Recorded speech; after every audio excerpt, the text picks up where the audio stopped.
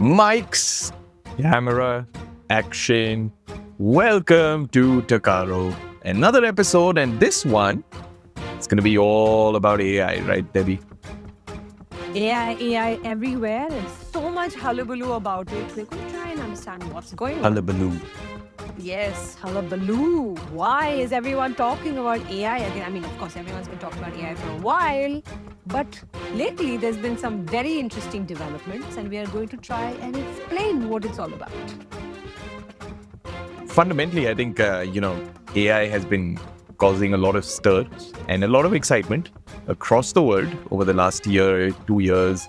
I think ever since we could make a random image from our imagination come alive, that's when AI started picking up, right? And that was called Gen AI or Generative AI. 2 years ago, that was big. Actually, I was thinking about it. The first real exposure that we all had to artificial intelligence was probably Alexa and Siri, right? It is. Yes, you're right. That is artificial intelligence. Very good one.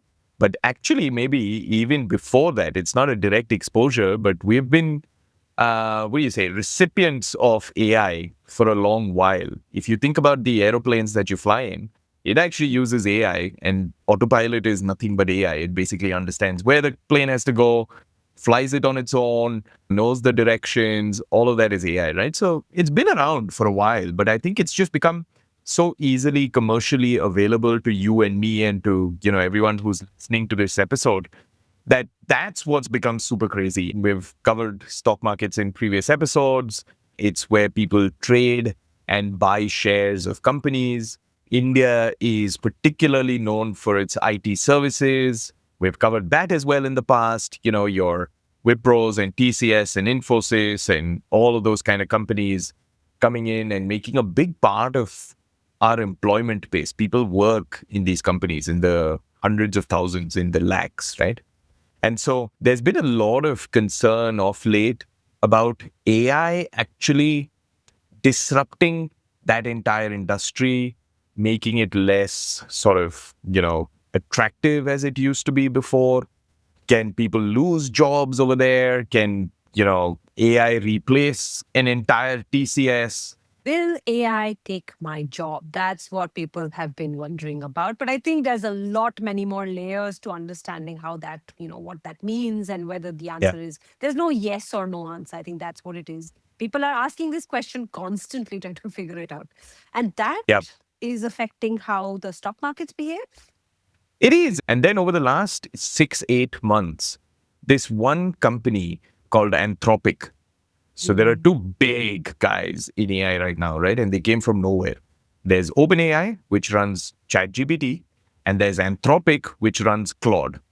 So Anthropic has come over the last 6-8 months and suddenly done a huge bunch of releases, which has gotten everyone really excited and worried at the same time.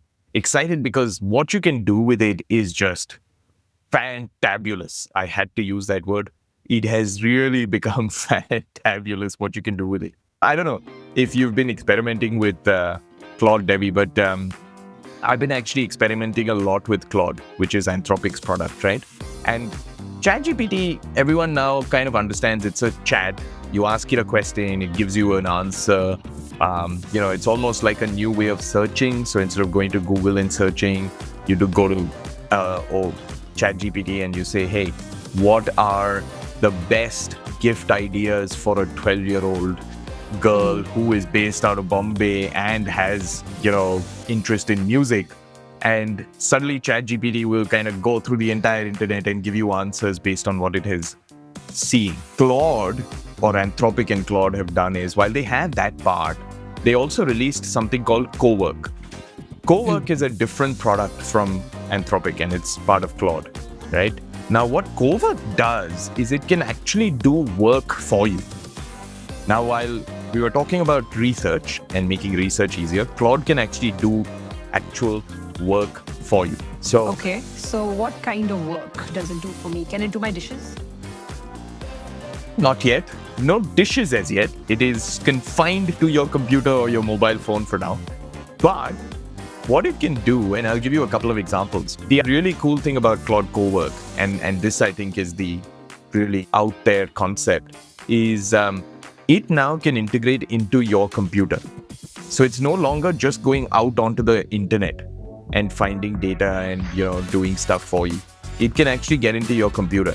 And I'll tell you what, my computer has this one folder called downloads. If you're a Mac user or if you've kind of seen your parents' Mac, the downloads folder is this one dirty dump of all the documents that you just kind of keep downloading from the internet, or where it doesn't have anywhere else to go. Screenshots go there, different kinds of documents keep going into this download folder.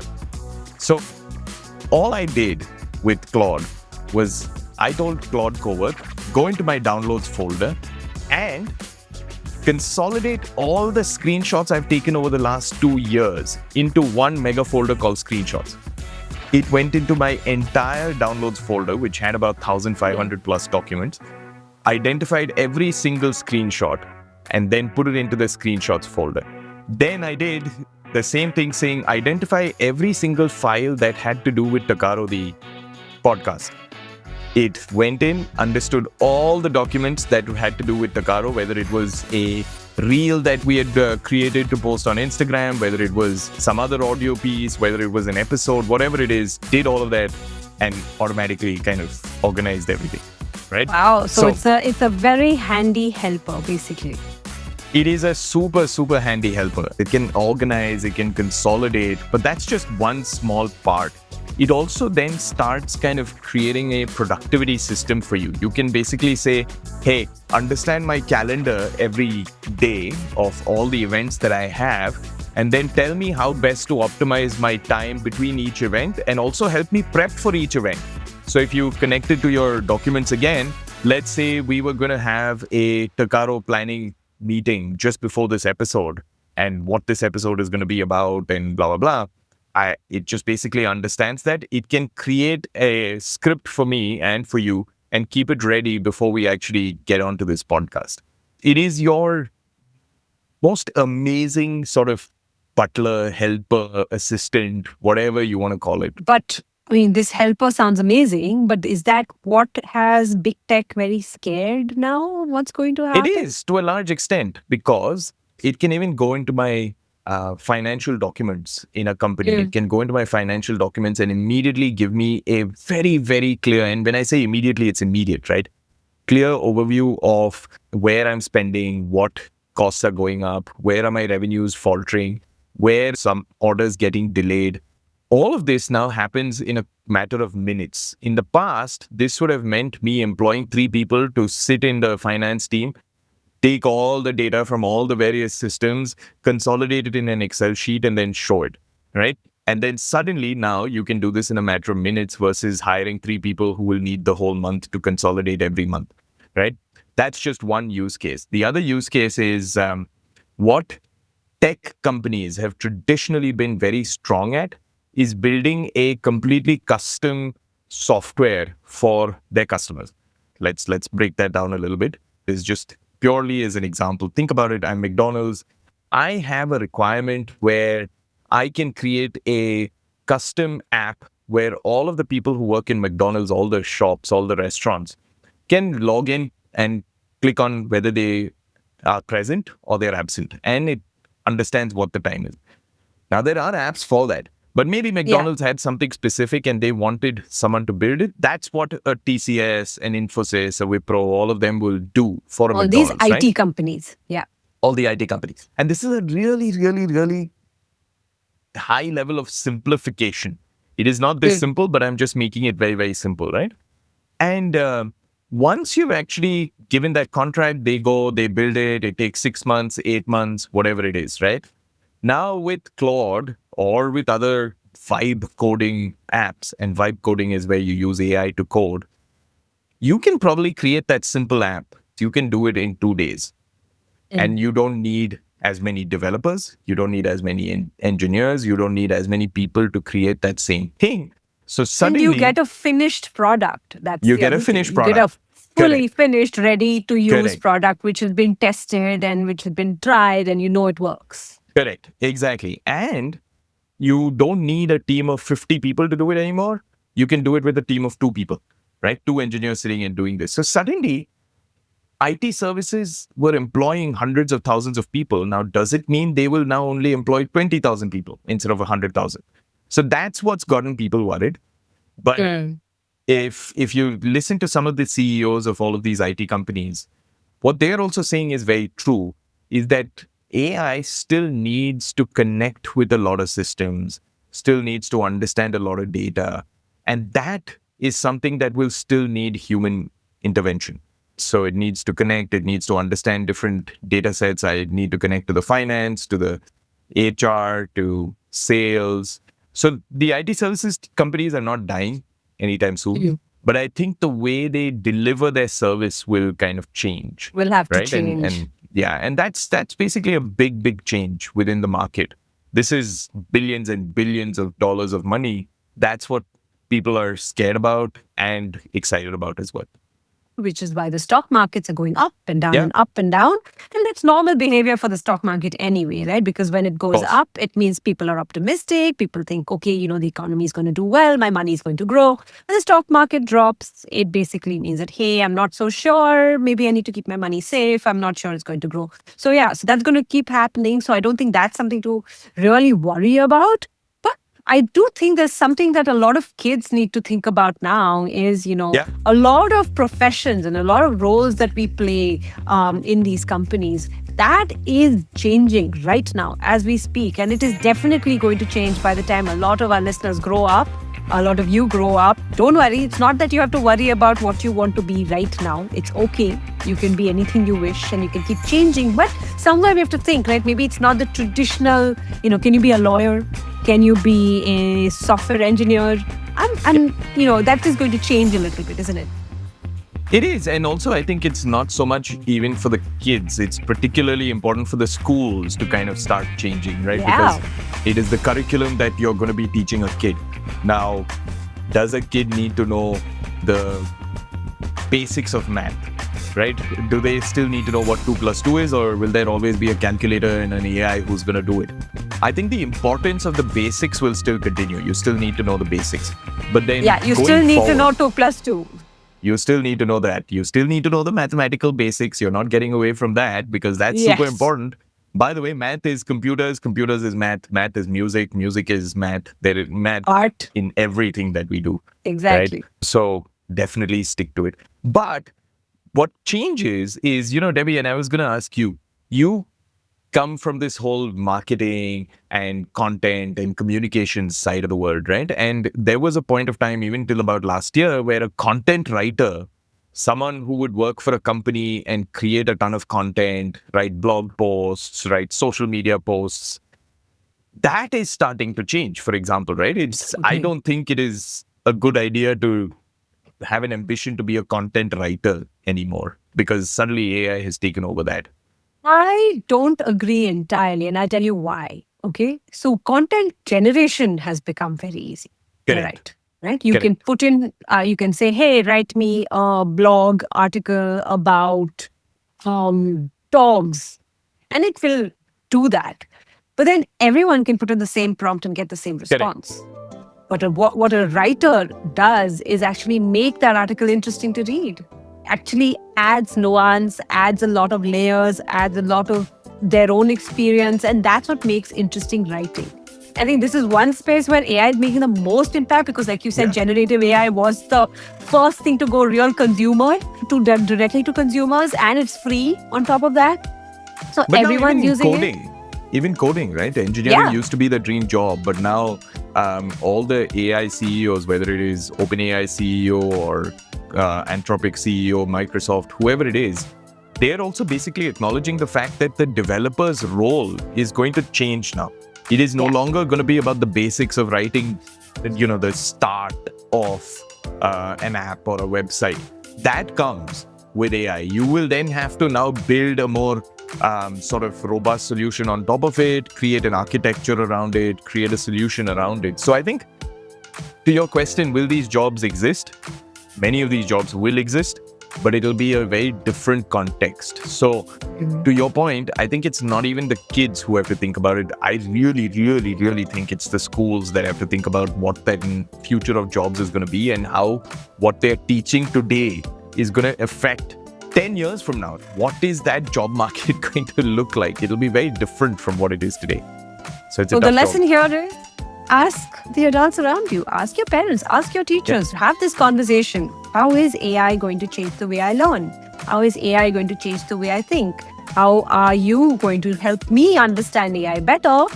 So I can be, better at what I do. So there's so many of these questions. I think this is a debate and discussion that needs to keep happening constantly. We cannot ignore it, even This with podcast smartphones. would not have been possible 30 years ago, right? Because there was no internet like this, which everyone had access to. Yeah. Such a short period of time, huh? Actually, if you think Crazy, about no? it. I mean, for us, we are old. We are older.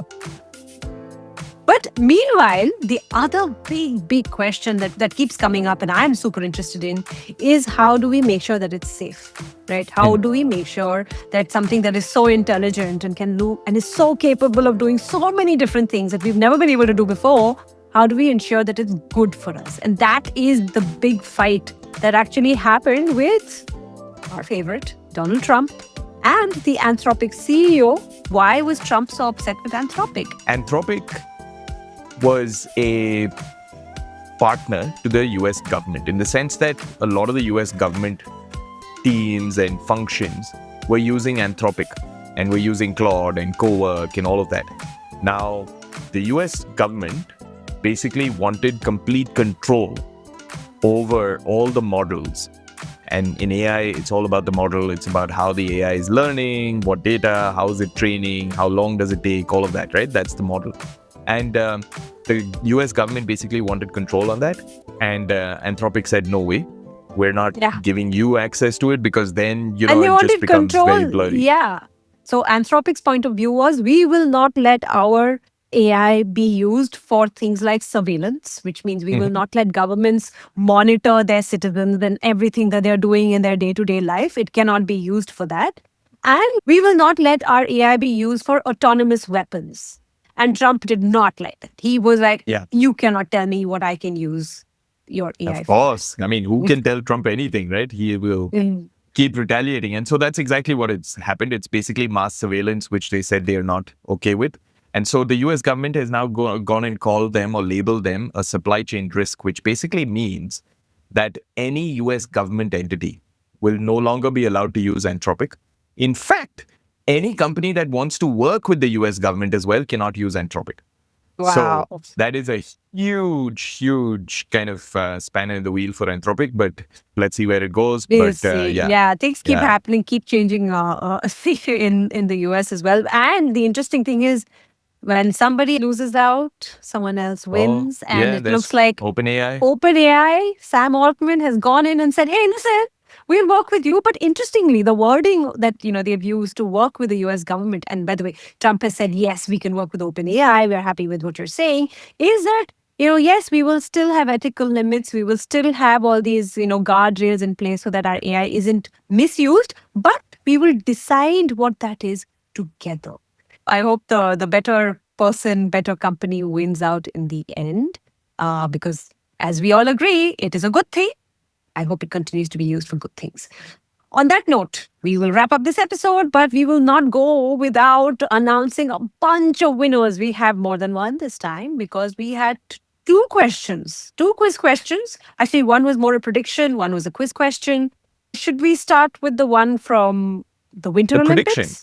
Yeah, because that's been pending now for a week. Yes. So the question, or what we had challenged you to do, was to follow the Winter Olympics and predict which country is going to win the most number of medals at the end of the Winter Olympics.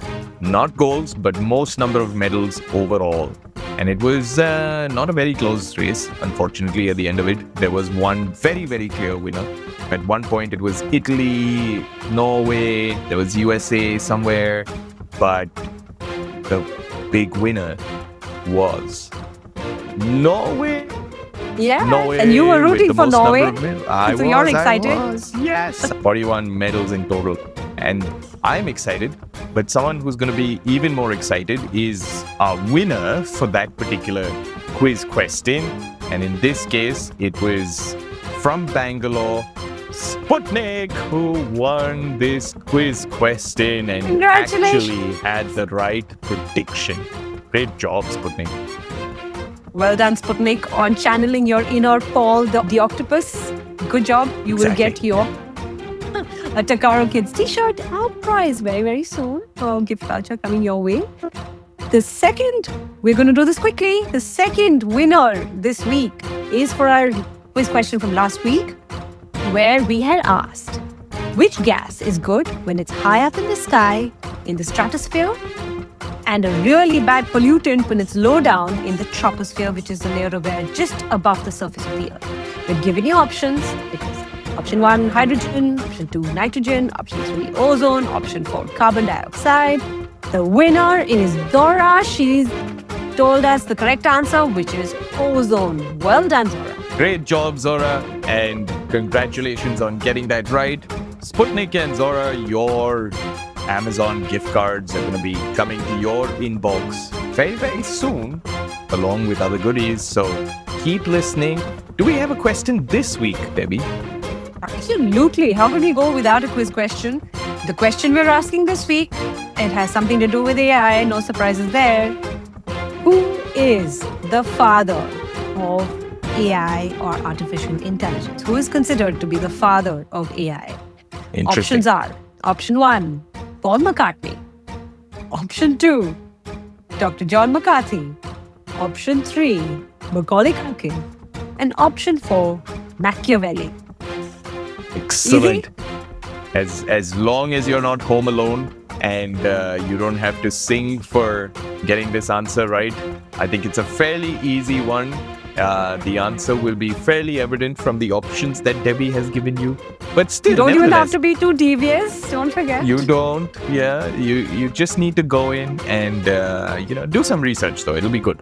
Just understand who it is and send us your answers on takarokids.com or on Instagram. Ask your parent to send us a message with the right answer, and you could be the next lucky winner. And you don't need to be the first, you don't need to be the second, you don't need to be the last. It's just a lucky winner as long as your answer is correct that we pick every week. And until next week, it is bye-bye. Bye.